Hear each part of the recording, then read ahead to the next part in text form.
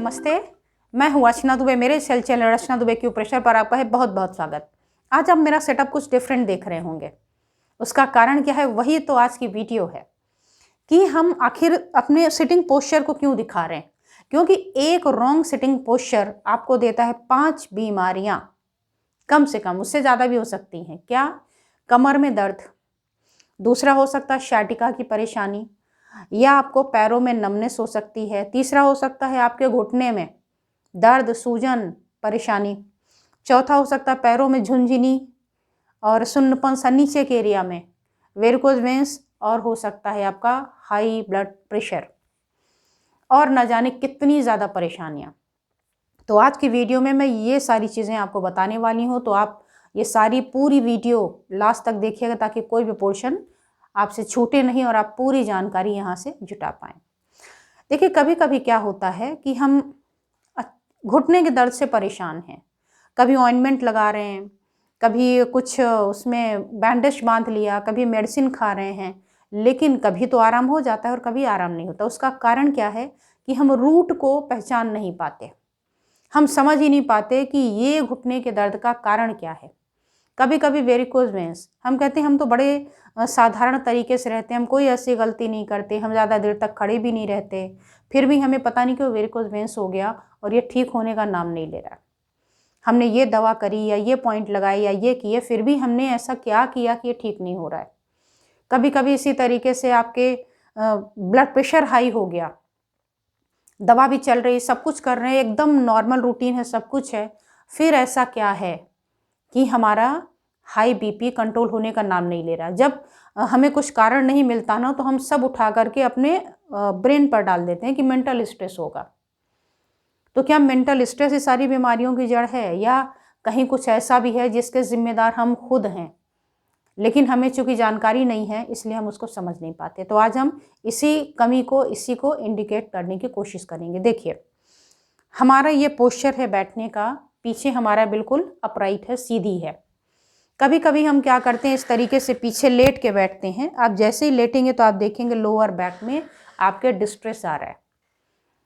तो ये जो हमारा बैठने का एंगल है, पोस्चर है, इस पर बहुत फर्क पड़ता है। फिलहाल मैं अभी आपको जो बताने वाली हूँ वो है आपके केवल लेग वाले जो एरिया है, इसके डायरेक्शन में थोड़ा सा भी चेंज होने पर जो बीमारियाँ आती हैं उसके बारे में।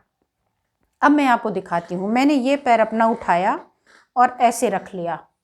मोर देन 90% लोगों के बैठने का ये तरीका ज़्यादातर हुआ करता है, इससे उनको लगता है कि रिलैक्स हो रहा है। लेकिन अगर आप इस वीडियो को देख रहे हैं इस समय, तो इसको पॉज कर दें और एक चेयर ले आएँ और आप भी इसी तरीके से बैठें। अब डिपेंड करेगी कि आपकी चेयर की लंबाई चौड़ाई कैसी है, वो मैं बाद में बात करूँगी कभी किसी और वीडियो में। अगर आप बैठ रहे हैं तो आप देख रहे होंगे कि इस समय आपको कमर के भाग में खिंचाव आ रहा है, तो ये हो गया गलत।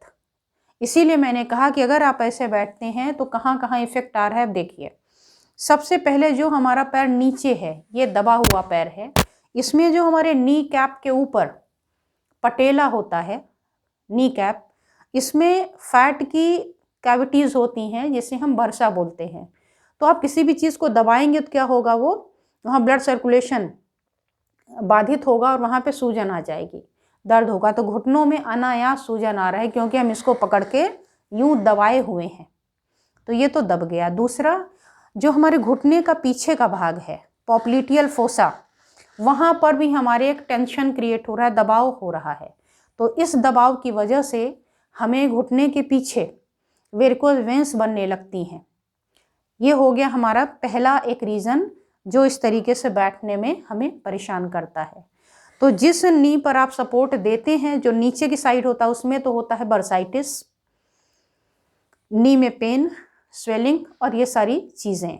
दूसरा, जो पैर हम ऊपर रखते हैं तो वहाँ पर भी जो खिंचाव आता है, उसकी वजह से घुटने के नीचे की ओर हमें वेरिकोज वेंस की प्रॉब्लम होती है। दूसरा, हमें क्या हो रहा है, जो पैर हमने ऊपर रखा उसमें साइड में पेरोनियल नर्व होती हैं, उनमें खिंचाव आता है, उससे आपको साइड में पूरा तनाव आएगा।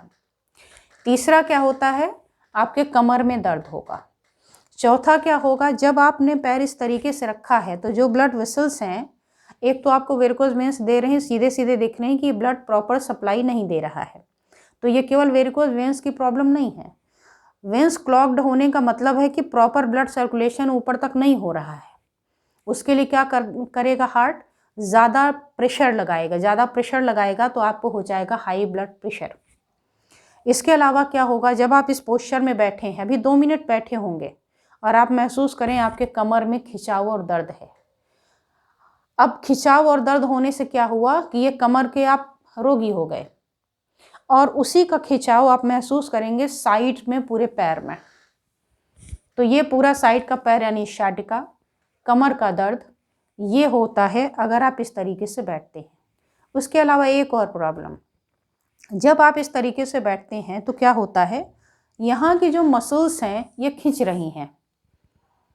एक तरफ साइड में है तो हमारे जो पेल्विक का हिस्सा है ये हमारा क्या हो रहा है, खिंच रहा है, और दूसरा अंदर का जो हिस्सा है, इनर थाई है, वो भी टाइट हो रही है। तो ये सारी चीज़ें जो नीचे हो रही वो तो हो रही हैं, प्लस यहाँ भी ये घटना हो रही, तो उससे क्या होगा, आपका जो पेल्विक है, बोन है, उसमें इम्बैलेंस हो जाता है, एक ऊपर नीचे हो रहा है, तो उसकी वजह से भी आपके अलाइनमेंट में प्रॉब्लम आ सकती है, और साथ ही आपके पैरों में जो मैंने बताया वो तो आती ही हैं। अब इसके अलावा नीचे के पैरों में सर्कुलेशन क्यों बाधित होगा, पहले ही मैंने बताया कि आपके पॉप्लिटियल फोसा का एरिया, पेरोनियल नर्व्स, ये सब भी इसमें स्ट्रेच हो रही हैं, दब रही हैं। इसकी वजह से लोअर लेग में सप्लाई कम हो जाती है, तो कभी पैरों में झुनझुनी होगी, कभी पैरों में आपके सुन्नपन लगेगा, और कभी दर्द हो सकता है, और कभी स्वेलिंग आ सकती है।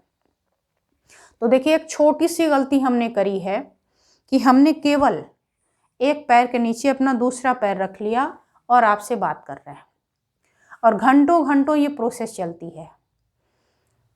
तो इससे हमारा सबसे बड़ा नुकसान हमारे स्पाइन पर तो होता ही है, साथ में और कितनी चीज़ों पर होता है वो मैंने आपको यहाँ बताने की कोशिश की है। तो दोस्तों, आज बस इतना ही। आई होप कि ये वीडियो पसंद आई होगी। अगर पसंद आई हो तो इसे लाइक करें, इसके साथ ही आप करें कमेंट कि क्या आपने ये चीज़ें पहले नोटिस की थी, क्या आप ये गलतियाँ कर रहे थे, क्या आपने ये चीज़ें पहले कभी सुनी हैं। आप सोच रहे होंगे कि मैंने नहीं सुनी, तो आपने कहाँ से सुनी। मैंने सुनी है, जितनी भी चीज़ें मैं बताती हूँ, मैंने पहले भी कहा है, ये जो भी मुझे गुरुओं से प्राप्त हुआ है, पेशेंट के अनुभव से आए हैं, वो मैं आपको शेयर करती हूँ। तो आदरणीय GC अग्रवाल सर और खेमका सर, इनसे मुझे जो कुछ भी मिला था वो मैं आप तक स्प्रेड करने की एक छोटी सी कोशिश कर रही हूँ, और आई होप कि आप इन बातों से एग्री करते होंगे। और इसके साथ ही आपको करना है शेयर खूब ज़्यादा, क्योंकि छोटी छोटी ये चीज़ें हैं, लोग परेशान हैं, दुखी हैं, ये ट्रीटमेंट ले रहे हैं, वो ट्रीटमेंट ले रहे हैं, ये एक्सरे करा रहे हैं, वो अल्ट्रासाउंड करा रहे हैं, 20 तरीके की चीज़ें कर रहे हैं, लेकिन ये छोटी सी गलती, पता चला आपके कमरे में पूरा फर्श गीला हो रखा है, पानी पानी भर रहा है, आप उसको वाइप कर रहे हैं, आपने उस पर ऐसी चीज़ें लगा दी स्पंज टाइप का कि वो सोक कर ले, सब कुछ कर दिया, लेकिन आप अपने टैप को तो ऑफ करिए। आपको जो स्पंज लगा रहे हैं, जो आप बार बार उसकी वाइपिंग कर रहे हैं, वो मत करिए। You have to just turn off your tap, अपने नल को बंद कर दीजिए। आपको ये मेहनत नहीं करनी पड़ेगी, एक बार सफाई कर दी तो हो गया, दिन भर नहीं करना। तो सेम वैसे ही आप जो भी कर रहे हैं उसको करें, साथ में ये करेक्शन करना आपके लिए बहुत ज़रूरी है। तो इसलिए इसे ज़्यादा से ज़्यादा लोगों तक शेयर भी करना है, तो आप इसे शेयर करिए। और लास्ट में, अगर इसी तरीके से आपको वीडियो अच्छी लगती हो, बहुत सारे लोग बताते हैं कि इससे उन्होंने अपने आप को तो ठीक ही किया, साथ में उन्होंने इसको एक अपना करियर का साधन बनाया, बहुत अच्छा लगता है। तो अगर आपको भी लगता है कि आप इसको अपने करियर का साधन बना सकते हैं तो ज़रूर बनाएं, सीखते जाएं। और इस चैनल से जुड़े रहने के लिए आप इसको कर लें सब्सक्राइब करने के लिए चैनल के बगल में सब्सक्राइब बटन, उसको ऑन कर दीजिए, साथ में बेल बटन पर ऑल वाले को हिट कर दें। अब पुराने हैं तो चेक कर लें कि वो प्रेस है या नहीं है। तो आज बस इतना ही, फिर मिलूंगी किसी रोचक विषय के साथ में। धन्यवाद, नमस्कार।